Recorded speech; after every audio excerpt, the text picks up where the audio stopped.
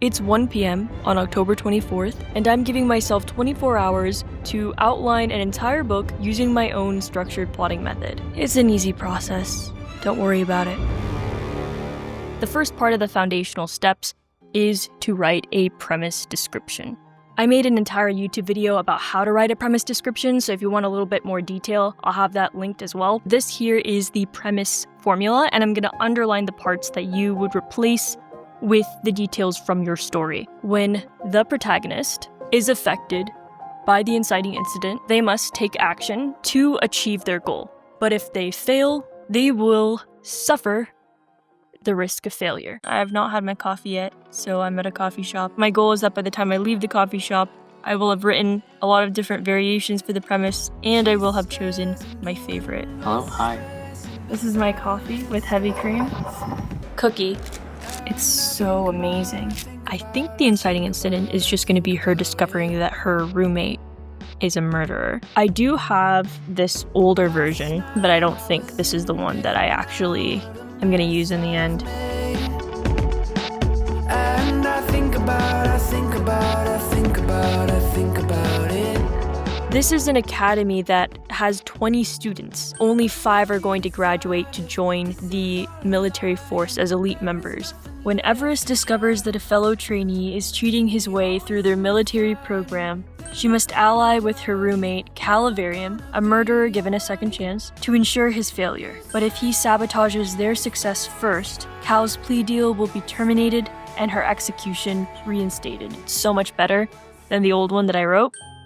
So the goal of the tag cloud is to make sure that the plot points that you plan out to build upon that one sentence premise deliver on the excitement of what that sentence promises. I'll try to say that in a way that makes more sense. If you have a story with princesses and knights and some kind of evil force, people might be thinking dragons, training arcs, poison. They might be thinking those types of things. So you want to deliver on most of those. Most of the time at this stage of the writing process, you're not going to have your cover, right? So what I recommend doing is finding covers that you like that are in the same genre, and you would pair that with your premise, and you would show both of those to a friend or a few friends. Here's what the book is about. Here is kind of what the cover is going to look like. What type of things are you going to expect from this story? I don't know if he has my number. Your call has been 497. Can't take your call now. 79. I have no friends. Oh. Joyce. What the heck are you doing? I'm filming a YouTube video. Can I get your help with something? Oh yeah. Can you read the description and tell me what you expect to be in the book? I would say jealousy would be in there. Try to empower one another, but also, I could see a good friendship between Cal and Varys. Alright, I think that's all I got. Okay. Cool, thank you. Justice, betrayal, murder. I really don't like the idea of writing to market, researching what types of books are hot and trendy, and then writing that type of book. However, I think the tag cloud is a good compromise in making sure that the readers who are attracted to my book cover and my book premise are still getting what they expect. I'm feeling pretty good about this because all of those elements I was expecting to incorporate to some degree. The jealousy was the one kind of wild card to me that I hadn't thought about, and I'm going to see if I can incorporate that into the story in some way. The third step is to have my protagonist and antagonist statements. The goal of writing these sentences is to ensure that the protagonist's goal and the antagonist's goal directly clash. That way there is a strong central conflict. The protagonist statement has quite a bit of overlap with the original premise description, and that's fine. We like the redundancy to really drill it into the head. This is what the story is about. The protagonist/antagonist is name and description, who must take action to achieve their goal. All you really need to figure out for your protagonist is their name and how you're going to describe them. For the antagonist, it's a bit more complicated, and the easiest thing to do is just look at what the action and goal is for the protagonist and find something that directly conflicts with that. It's really that simple. I would say Everest is a rebellious something. And this next part I can just pull from the premise. In terms of a noun to put here, I'm not going to say girl. Crevel's also 16, so it's just kind of like a waste of a differentiator. I could go with her past family history. Socialite, honestly. So now let's move on to the antagonist. I'm going to put blank manipulator. To ensure he makes the final 5. I can make it more personal to ensure he gets his dream job. It tells us a little bit more about him while still saying the same thing. I like the idea that not many people notice that he is essentially taking out other trainees in the program, getting them sent home. I'm going to call him a charming manipulator to imply that he kind of gets away with what he does. Yeah, I think this is honestly solid, and I can move on to the theme exercise now. The limiting belief and theme statements. Like with the prior step, there's going to be 2 different sentences. I'm splitting this in half here because the formulas are a little bit different. The protagonist feels a specific dissatisfaction and believes the only solution is to rely on their coping mechanism because limiting belief. The protagonist, again replaced with their name, overcomes their specific dissatisfaction by embracing the counter belief, that theme. This theme is what the character needs to learn by the end of the book, and this is where they are right at the beginning. Every single plot point is pushing them closer to this, and there can be setbacks, of course. The overall general trajectory needs to be going in this direction.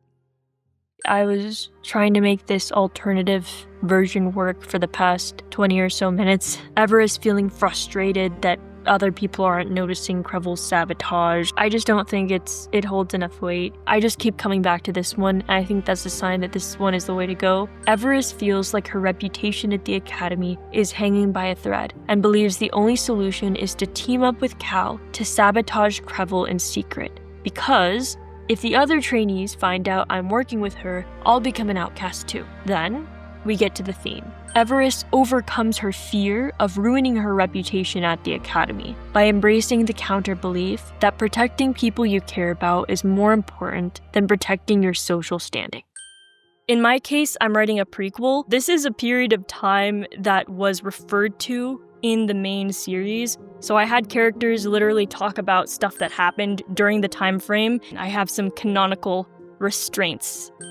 Step number 6 is to expand the foundation of the story into 16 story beats. In my course, I go into a lot more detail of what each beat needs to have in the story, but I'm gonna do my best to give you a brief rundown on all 16 beats in this video. The first one is the setup, which is at the very beginning of the story, and there's 3 things that need to happen. The dissatisfaction, which comes from our theme step, it should already be outlined. Then we have their flawed solution, which is just another term for their coping mechanism. The third thing is the theme rejection. We want to give them an opportunity to take on the right belief system. Obviously, they haven't gone through the character development. They're stubborn, they're not ready to even think about that. So I just dove into this like 5 minutes ago. I have all my beats laid out, and in red, I'm gonna put my ideas. I start with Everest having her first meal at the academy on day 1, and she has an opportunity to sit with Cal, but she chooses not to because she knows that Cal is the only other girl in the program, and to sit with her would immediately label them as the girls, which would be bad for both of them. She grabs a tray, joins 2 boys at a table. Immediately, they don't really respect her for 2 reasons. First of all, she's one of the only girls. Second of all, she's from Vokoi City. Trainees from Vokoi City very rarely make the final 5. The more general outline of her limiting belief statement is that she's willing to help people, but only if it doesn't harm her social standing. So for the flawed solution, I created a situation in which a boy named Gup has quickly become a laughingstock at the academy. Everest feels bad for him and wants to help him out, but she waits until no one is around before doing so in order to protect her reputation. And then the third element is the theme rejection. There's a school assignment. The professor asks them to split into groups. There's an odd number of them. Cal is displaced all alone, and the professor says, does anyone want to bring Cal into their group to make one group of 3? Everest wants to volunteer, feels kind of bad for her, but she doesn't because her partner, Boa, doesn't like Cal and is keeping his distance from her. These can be kind of complicated because there's two different paths. Sometimes the inciting incident is an invitation, someone literally asking them, hey, do you want to go on this adventure with me? Then the resistance could be like, oh, I don't know if it's the right time, I don't know if it's for me, I don't know if I'm strong enough. Other times it's a situation where they don't have a choice. A tornado hits their town and everything's destroyed. You might have a character have a breakdown and that's the resistance. Or you could have the character trying to escape. They're trying to find like an easy out of their situation. So the commitment beat could be some kind of inspiration or realization, something that inspires them to say, okay, I will take the invitation. Or if they were forced into something like, okay, this is my new reality, I need to face it. Everest notices Krevel sabotaging a trainee. Krevel is successful in getting his friend unjustly filtered from the program and sent home. So then Cal later approaches Everest and tells her that she's also noticed Krevel's sabotage and that they should take matters into their own hands by sabotaging him. Everest does want to work with Cal, but she doesn't want anyone to know that they are working together or even that they're friends. The commitment beat is when Everest agrees to work with Cal to sabotage Krevel, but only under the condition that nobody knows that they're working together to do this. They keep it on the down low. Beats 5, 6, and 7 is really where the actual story begins. Everything from right after kind of the foundational setup of the story until when the midpoint starts. First, you have the assimilation challenges that help get your protagonist adjusted to the new environment or new situation that they're in. The reality check is there just to stir up drama. It's a little menace is what it is, and just wakes up your protagonist to how difficult this situation really is. And then the last challenge is what I like to call the mini showdown. The scenarios of that challenge force them to take action in a way that starts to reflect the theme. We get back to the main point of the story, which is pushing the protagonist closer toward embracing the theme. These collectively are the midpoint. And a lot of times the midpoint isn't just one quick event. I think in Nightshade Academy, this emotional fallout part was multiple chapters long. So this is the start of the midpoint, which is the revelation. There's just going to be some crazy big event that changes everything and raises the stakes. Then we need to have the emotional fallout. The antagonist is too strong, we can't do it. And then this is when they recommit with a new perspective. This leads into the post-midpoint challenges. The assimilation, reality check, the mini showdown are essentially collectively your protagonist's training arc, but the post-midpoint challenges are in direct conflict with the antagonist. So first up we have the boiling point. The antagonist is closing in on the protagonist, and eventually it reaches a point where the protagonist makes a choice. This choice needs to result in something horrible, something they can blame themselves for, because that makes for the most tension. And this leads them to the rock bottom moment. Really, really down in the dumps. And very similar to the last one, we have something or someone that inspires them to embrace the theme and keep going. The protagonist is going into the final battle. They're motivated again.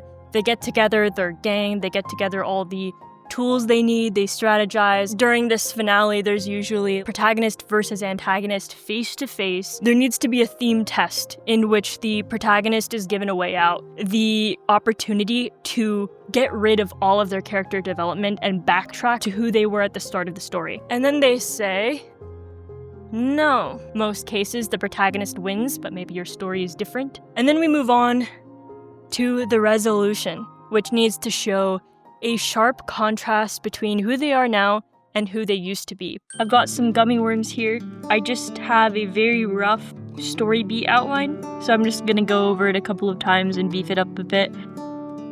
Okay, so I have finished plotting all 16 story beats. It is a little bit past midnight. I've spent a long time kind of mulling over in the story, but I finally, in the last 24 hours, have a strong organization of everything. I finally understand what the story is about at its core. I hope you enjoyed this video and have gotten some value from it. And as a reminder, submissions are open at Lost Island Press. So if you've always wanted to get a book published, consider this your invitation. We have selected winning manuscripts that were first drafts in the past, so your book doesn't have to be super polished. You can literally Write it next month, edit it a bit, and submit it this December. Tell me what you're working on in the comments below. And you can pre-order Avarium, the ebook or paperback at Lost Island Press.